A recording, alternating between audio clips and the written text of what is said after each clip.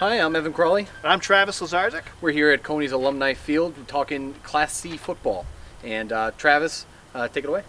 Okay, we're talking about some really strong teams in Waterville and Winslow. Winslow defeated Waterville for the Eastern C title last year. The Battle of the Bridge could come down to that again this year.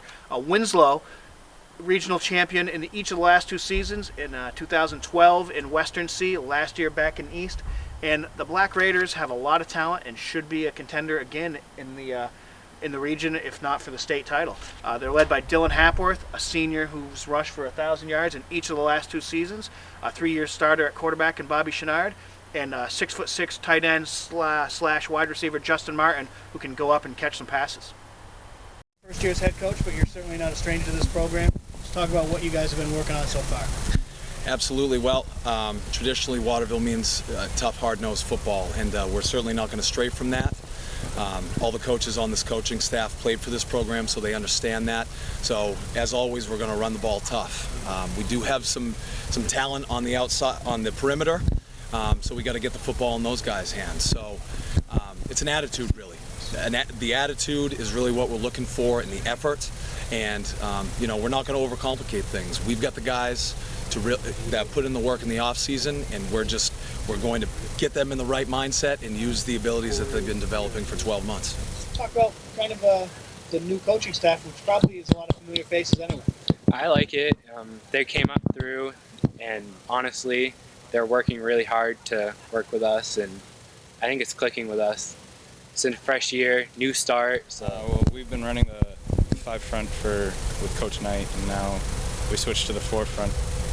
And I mean, we saw today that it was a big change. We had to change some things up to make it work, but we got it done. Yeah, our line is going to be really good. We're learning the whole scheme of trying to pick up some defenders, but it's coming to us. What are your initial impressions of the new coaching staff? I like our coaches.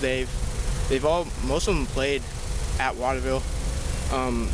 One of our coaches, Coach Bishop, actually played with my brother, so I know him pretty well. But yeah, they've been working hard. They're young, enthusiastic, and ready to go. We put in basically a new offense. We're kind of trying to keep some of the old stuff and then move in some new stuff slowly as we get better and get more used to that. So I'm sure you'll see some stuff later in the season from our. Is the way the last two seasons have ended in the conference championship game kind of a motivator for you guys this year? Yes, huge motivation. It's been really hard the last few years, especially last year. We're trying to move on from that and forget about that. Winslow also has some returning guys on the offensive line in Bryce Gilliland, Alec Clark, and Evan Gammon. And C.J. Kelly at linebacker leads a defense that Coach Mike Savitsky says is strongest at linebacker and secondary. Now, at Waterville, Frank Knight, the longtime head coach, has retired. They've been replaced by Matt Gilley, a former Waterville standout. And the Panthers are probably one of the only teams that can compete with Winslow in the East as far as a run game, led by Danny Pooler, who ran for over 300 yards in their semifinal win last year over Mount Desert Island. He and Cam Thomas will run behind a big offensive line led by center Ben Cox, tackle Corey Hafano, and guard Alex Danner.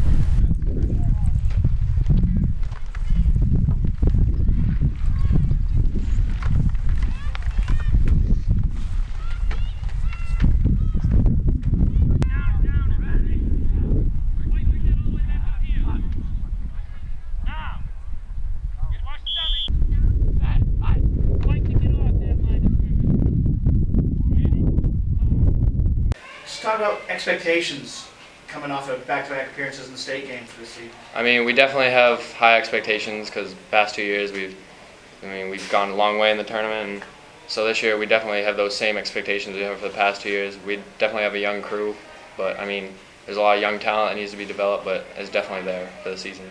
It's early yet, but what have you seen that you like out of this team so far this year? I like our defense. I like our line. Linebackers are pretty tough. Working on our defensive backs right now, but we'll get it done, I think.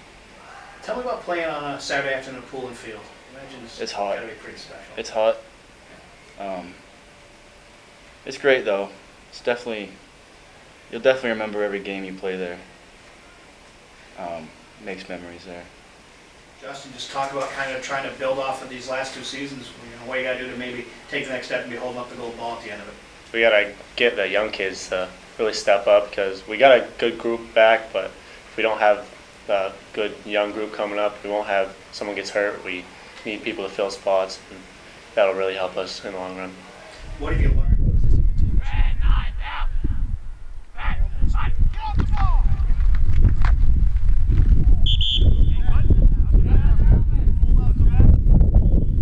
Hitting on a couple other of the Central Maine teams in Eastern Class C, Evan. Madison, Cody Saucier moves from quarterback to running back this year. He kind of got hurt last year, and Chase Malloy, who stepped in at quarterback, did a really nice job over the second half of the season, takes over the job full-time. They have an all-conference wide receiver coming back in Derek LeBlanc, and Jared Lightbody, a senior offensive lineman, is one of the captains.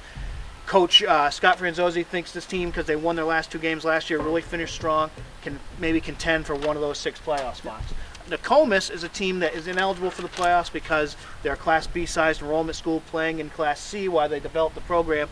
Still some talented players there, and they could be a spoiler for some of the teams that are fighting for those playoff spots.